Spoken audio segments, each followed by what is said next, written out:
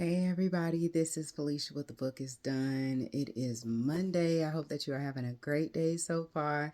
Just wanted to come on really quick and review a couple of things. I have been reading out of control. My reading goal was 100, and I think I'm like 2 books away from that. It said that I was like 25 books ahead of schedule. It's crazy. So now I have to up my reading goal. But one thing that I wanted to talk about was one of a few. So The Last Night I Knew You by Krissy Webb. Listen, y'all, this book was so good. It was so good. Of course, she's an indie author. Super amazing, super sweet person. She's wrote several other books. Another one off the top of my head is called The Village. And then she just released a book. I think it's called The Murdering Kind.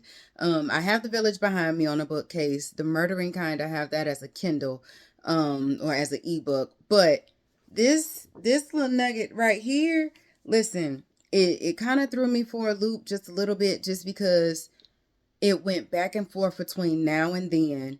And then, if I remember right, it was between two point of views, but like when you going back and forth between then and now, you have to remember the setting, you have to remember who was there, things of that nature. So this book is about an individual named Kylie Wilson. She receives a phone call that her paternal grandmother has passed away and that she has to go back home. And so she was the last living resident or family member rather, of Kylie, because her mother, her father were murdered. They owned a summer camp. I want to say it was in Tennessee. Don't give me the line. It was either Tennessee. I want to say it's Tennessee or Kentucky. Kylie lives in North Carolina with her boyfriend, Oliver. And so she gets a phone call. Grandmother passed. She has to go home and get some things. Her parents were murdered. And then her twin sister, oh, what is her name? Cara,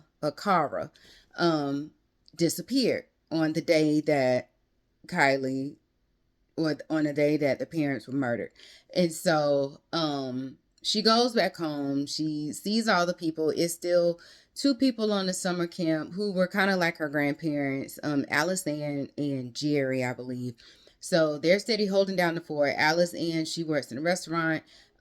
She's legit been there since Kylie and Cara were infants. And so, in a sense, she is like a motherly figure. And then Jerry's always looked out. He was like the cool uncle slash grandfather. So he did maintenance on the land. And so she goes back there. She comes across, all of these high school friends. She sees her ex-boyfriend, then her sister's ex-boyfriend. It was James and somebody else, I forgot, but then it was two other people, Mickey and Luke. No, Lucas was, when I tell you it was so many people that were involved that went back, because Lucas and James were ex-boyfriends of Kylie and Cara. Mickey was somebody that lived, I don't think, no, he just went to work at the summer, and then it was somebody else, I forgot who it was. But in all things, it kind of seems as though it was like a high school, like going back and forth. It's kind of like a high school type vibe. But when I tell you all of these pieces came together, Dr. Clark is somebody, I want to say that was like the first chapter, maybe the second chapter, where Kylie was under his care as a therapist. But he is, when she tells him what's going on, as far as her having to go home and things of that nature, he immediately starts packing and is on the way to the camp. Kylie doesn't know, but he's on the way to the camp because he's trying to prevent something from unraveling, and he wants to be the one to tell her before it unravels.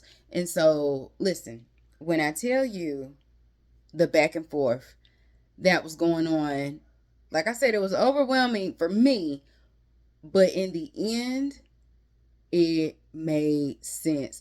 Y'all, When I tell, this was the first book that I've read of Krissy Webb, and when I tell you this book was so good, this book went everywhere with me because it just goes to show you never know who's looking out for you and who isn't looking out for you.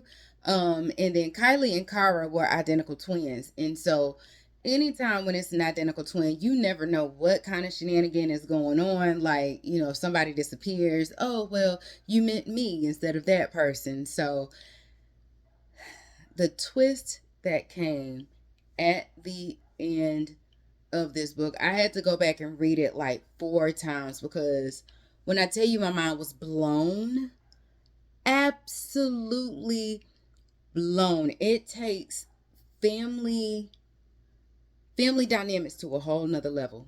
That's all I'm saying. And it just has you to keep in mind and keep track of who you really are friends with, and like I said, who has your back and who doesn't.